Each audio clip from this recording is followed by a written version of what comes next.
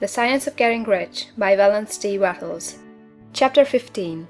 The Advancing Man. What I have said in the last chapter applies as well to the professional man and the wage earner as to the man who is engaged in mercantile business. No matter whether you are a physician, a teacher, or a clergyman, if you can give increase of life to others and make them sensible of the fact, they will be attracted to you and you will get rich.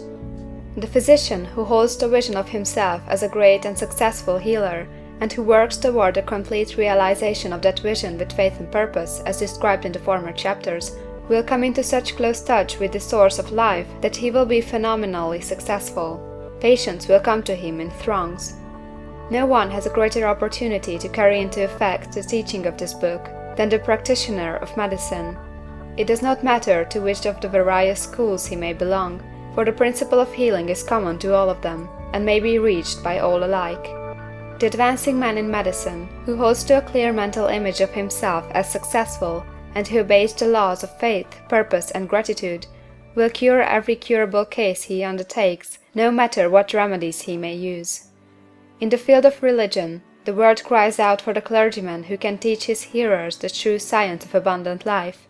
He who masters the details of the science of getting rich, together with allied sciences of being well, of being great, and of winning love, and who teaches these details from the pulpit, will never lack for a congregation. This is the gospel that the world needs. It will give increase of life, and men will hear it gladly, and will give liberal support to the man who brings it to them. What is now needed is the demonstration of science of life from the pulpit. We want preachers who can not only tell us how, but who in their own persons will show us how. We need the preacher who will himself be rich, healthy, great, and beloved, to teach us how to attain these things, and when he comes he will find a numerous and loyal following.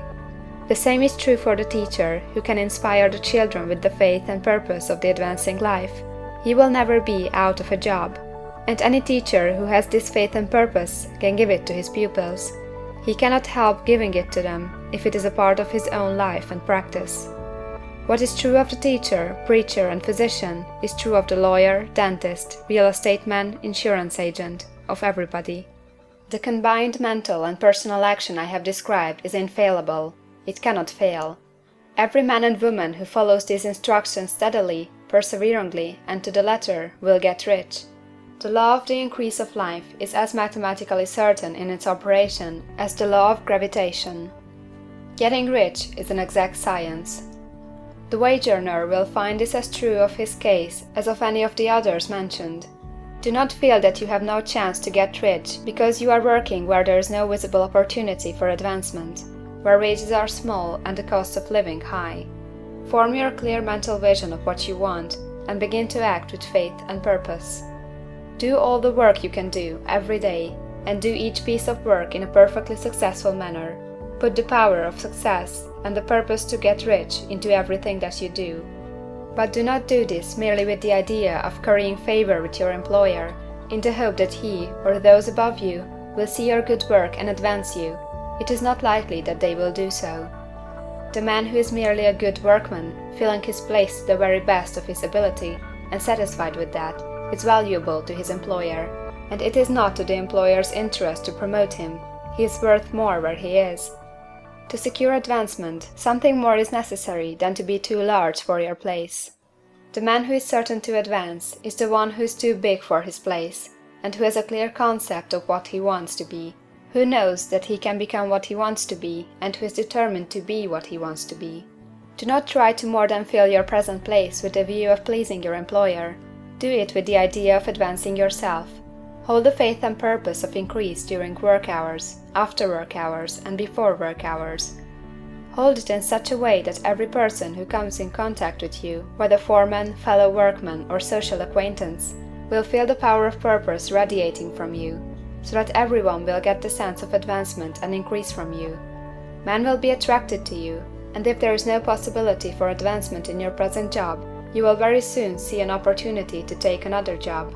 There is a power which never fails to present opportunity to the advancing man who is moving in obedience to law. God cannot help helping you if you act in a certain way. He must do so in order to help himself. There is nothing in your circumstances or the industrial situation that can keep you down.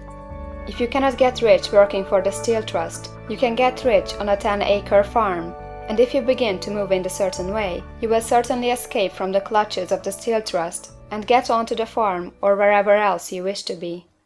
If a few thousands of its employees would enter upon the certain way, the Steel Trust would soon be in a bad plight. It would have to give its working men more opportunity or to go out of business. Nobody has to work for a trust. The trusts can keep men in so-called hopeless conditions only so long as there are men who are too ignorant to know of the science of getting rich, or too intellectually slothful to practice it. Begin this way of thinking and acting, and your faith and purpose will make you quick to see any opportunity to better your condition. Such opportunities will speedily come, for the Supreme, working in all, and working for you, will bring them before you. Do not wait for an opportunity to be all that you want to be. When an opportunity to be more than you are now is presented, and you feel impelled toward it, take it. It will be the first step toward a greater opportunity. There is no such thing possible in this universe as the lack of opportunities for the man who is living the advancing life. It is inherent in the constitution of the cosmos that all things shall be for him and work together for his good, and he must certainly get rich if he acts and thinks in the certain way. So let wage-earning men and women study this book with great care, and enter with confidence upon the course of action it prescribes. It will not fail. End of chapter 15.